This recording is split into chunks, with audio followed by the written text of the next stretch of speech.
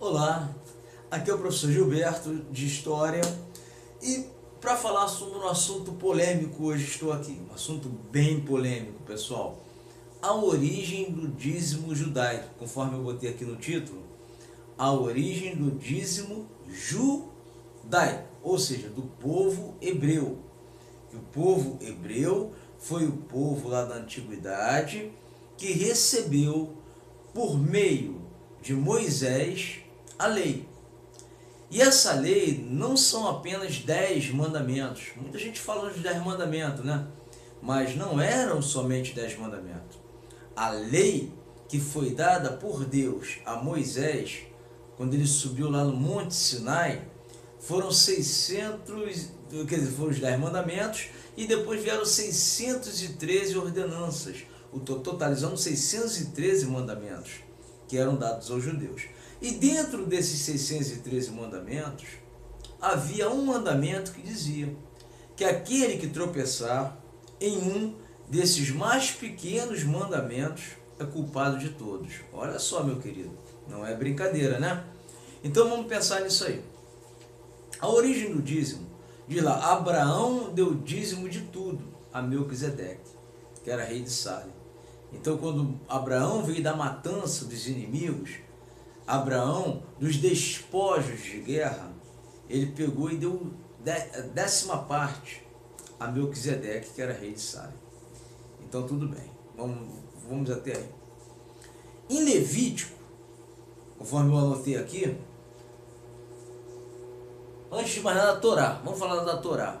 A Torá nada mais é do que o Pentateuco. O Pentateuco são os 5 primeiros livros da Bíblia, que é Gênesis, Êxodo, Levítico, Números e Deuteronômio. Então a Torá é o livro dos judeus, é o livro da lei. Quem escreveu, segundo aos conhecimentos, a tradição, aos estudos, até pela história, identificamos que quem escreveu esses 5 primeiros livros da Bíblia foi Moisés. Então Moisés foi escolhido por Deus para escrever a Torá, que é o Pentateuco, que é a mesma coisa, tá? Então, olha só, pessoal, vamos pensar nisso aí. Então a lei foi dada para os judeus. A lei foram dada para os judeus. É um assunto polêmico, então a gente tem que ter muita cautela no falar, porque senão as pessoas ouvem e interpretam mal, né? Mas nós temos que analisar, fazer uma análise, com olhar histórico para podermos entender isso aí. Então, Malaquias 3:8 a 12 é um texto muito conhecido, principalmente no meio religioso, tanto católico como evangélico, né? E até mesmo na maçonaria, né?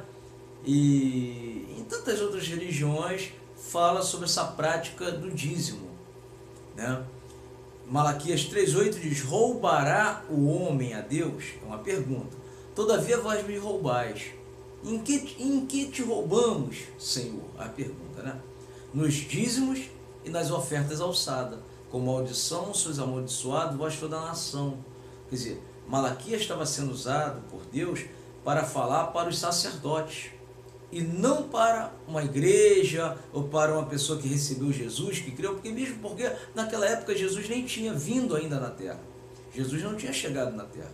A igreja mesmo só veio a ser instituída com a vinda de Jesus à terra. Até então havia o povo judeu, que era o povo da promessa, o povo escolhido por Deus. Então essa ordenação do dízimo era para o povo judeu, não para a igreja.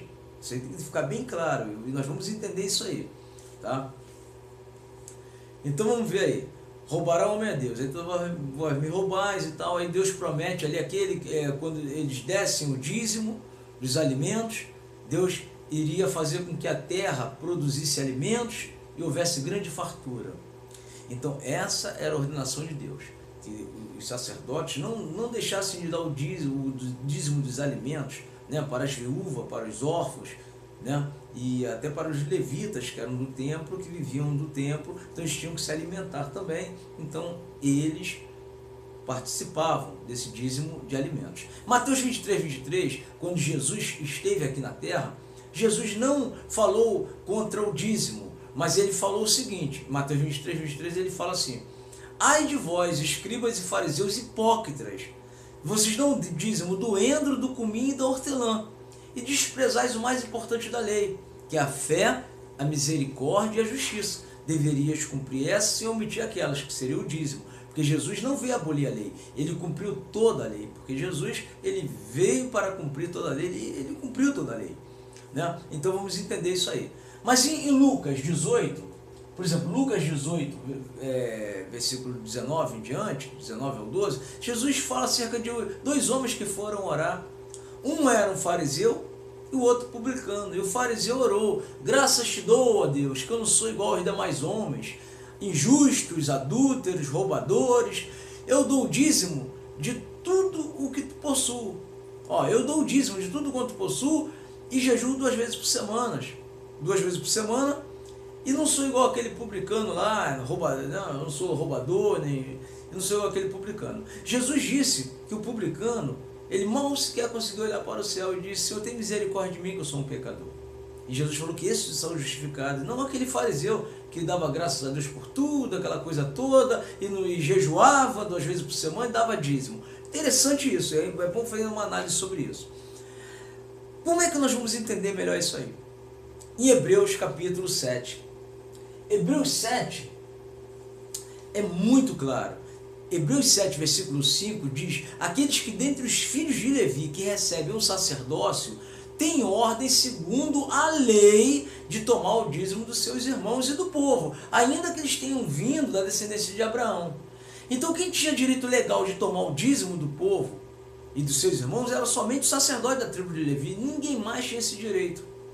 Aí no versículo 12 de Hebreus 7 diz que mudando o seu sacerdócio se faz necessidade de mudar a lei. Então houve mudança da lei. E no versículo 18 de Hebreus 7, então, você pode pesquisar e ler na sua Bíblia, diz que esse precedente mandamento ele é abrogado, ou seja, anulado, abolido pela sua fraqueza e inutilidade, porque a lei nunca aperfeiçoou coisa alguma.